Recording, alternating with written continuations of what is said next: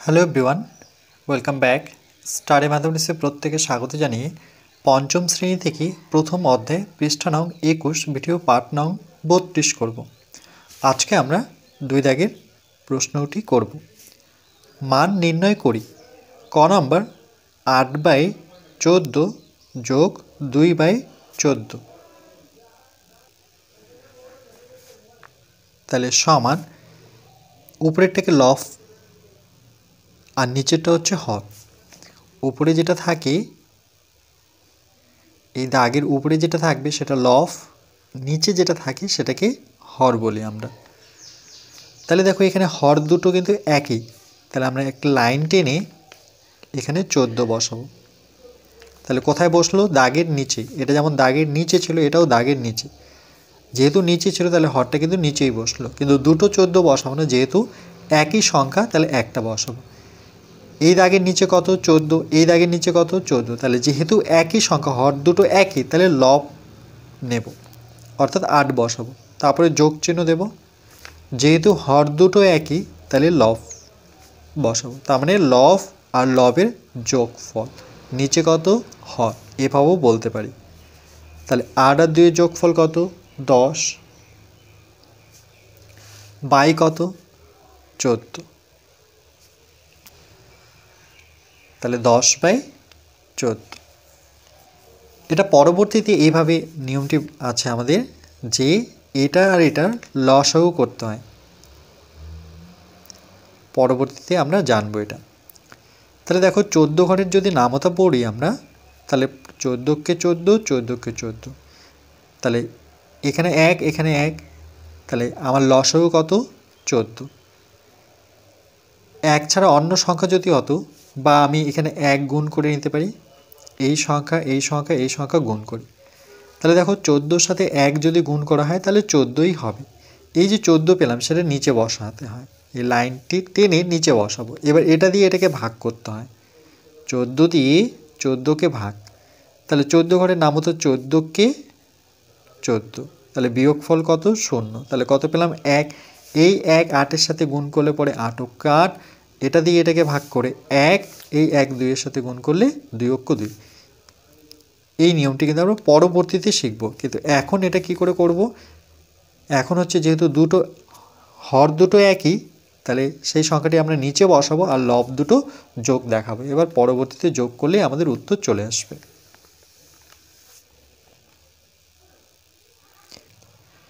এরপর খ নাম্বার 5/7 যোগ 2/7। ঠিক একইভাবে প্রথমে সমান চিহ্ন দেব, আর যেহেতু হর দুটো একই সংখ্যা তাহলে প্রথমে একটি লাইন টেনে, দুটো যেহেতু একই তাহলে আমরা নিচে 7 বসাবো, কিন্তু নিচেই বসাতে হবে, যেহেতু এই 7 নিচেই ছিল দাগের নিচে, তাহলে আমরাও একটি দাগ টেনে নিচে বসাবো। এবার লব দুটো যোগ দেখাবো, তাহলে 5 যোগ 2, বাস এইটুকুই কাজ। সমান নিচে কত? 7, এই দুটো যোগফল করি, 5 আর 2 যোগ করলে কত? 7। তাহলে কত পেলাম? 7/7। এবার দেখো 7/7কে আমরা এখানে যদি কাটাকাটি করি, 7-এর ঘরে নামতা পড়ে 7কে 7, তাহলে কত পেলাম? 1।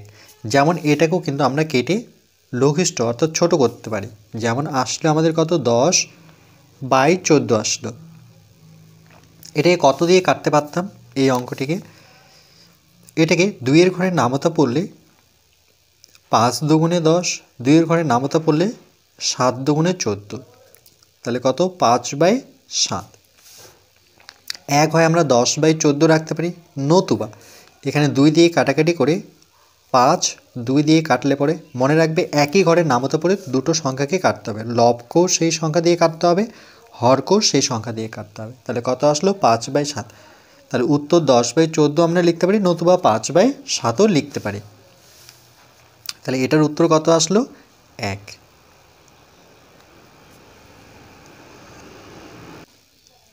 এরপর গ নাম্বার 5/9 যোগ 2/9 সমান, যেহেতু এখানে হর নয় এটারও হর নয়, একই সংখ্যা, তাহলে সেই সংখ্যাটি আমরা নিচে বসাবো, কারণ 9 কিন্তু নিচেই ছিল, তাহলে এই লাইনের ঠিক নিচে বসাবো। এবার এই দাগের নিচে 9, এই দাগের নিচে 9, যেহেতু একই সংখ্যা তাহলে আমরা উপরে 5 বসাবো, যোগ এটা যেহেতু একই সংখ্যা তাহলে লব বসাবো, মানে লব দুটো যোগ ফল, 5 আর যোগ দিয়ে আমরা 2 বসাবো। 5 আর 2 যোগ করলে পরে 7, নিচে হচ্ছে 9, তাহলে কত পাচ্ছি 7/9।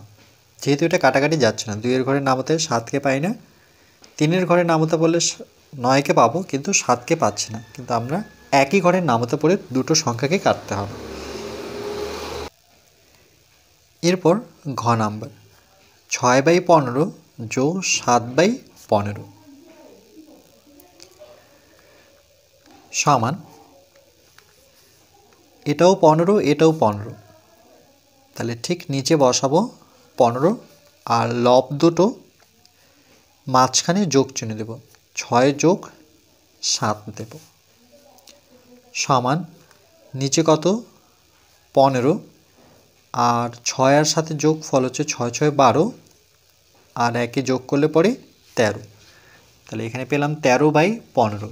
13/15 এটাও কাটাকাটি করতে পারি না, তাহলে এক্ষেত্রে এটাই উত্তর।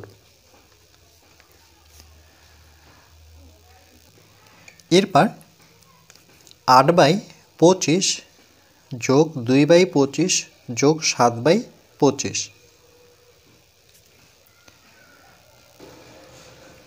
এবার দেখছি আমরা তিনটি কিন্তু আলাদা আলাদা ভগ্নাংশ আছে, যেমন এটার ক্ষেত্রে দুটো ছিল।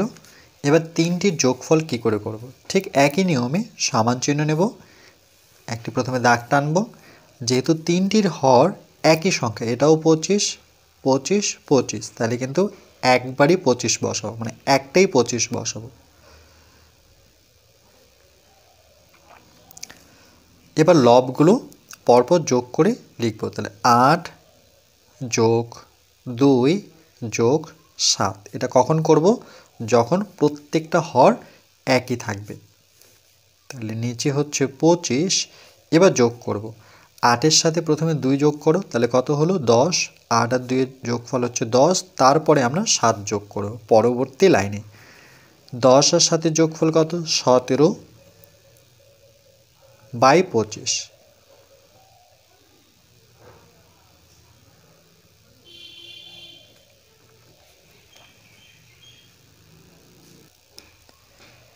এরপর চ নাম্বার 2/9 যোগ 1/9 যোগ 4/9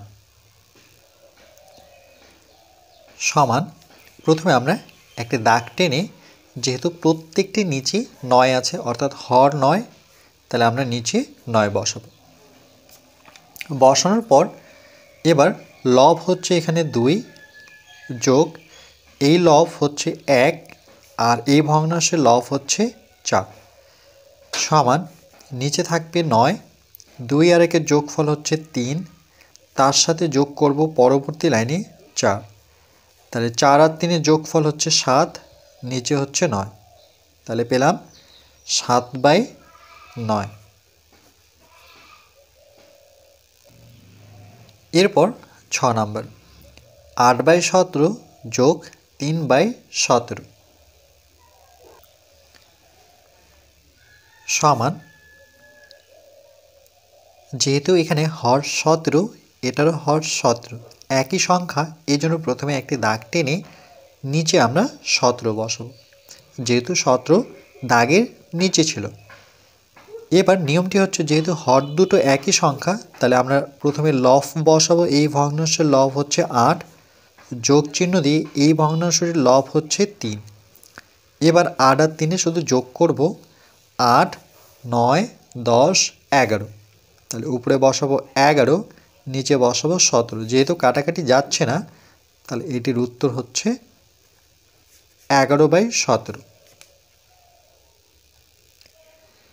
এরপর বর্গীয় নাম্বার 3/10 যোগ 4/10 যোগ 2/10 সমান, যেহেতু এখানে এই ভগ্নাংশের হর 10, এই ভগ্নাংশটিরও হর 10, এই ভগ্নাংশটিরও হর 10। যেহেতু প্রত্যেকটি হর সমান, তাহলে আমরা যেহেতু এই হর নিচে থাকে বা নিচে আছে, এই জন্য আমরা 10 নিচে বসাবো। 3টা বসাবো না, একটাই 10 বসাবো।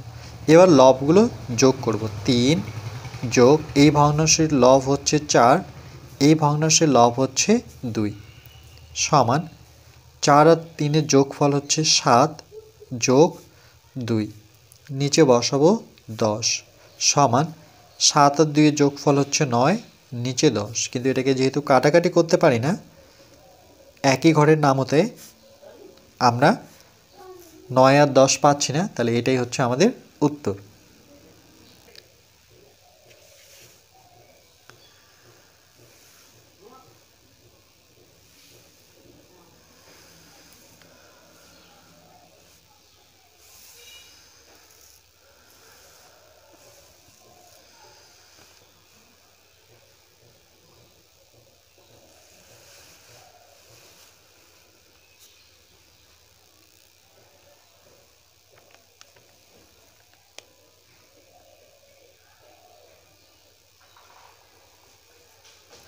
এরপর পরবর্তী পার্ট নাম্বার 33-এ আমরা পৃষ্ঠা নাম্বার 21-এর বাকি আলোচনাটুকু করব।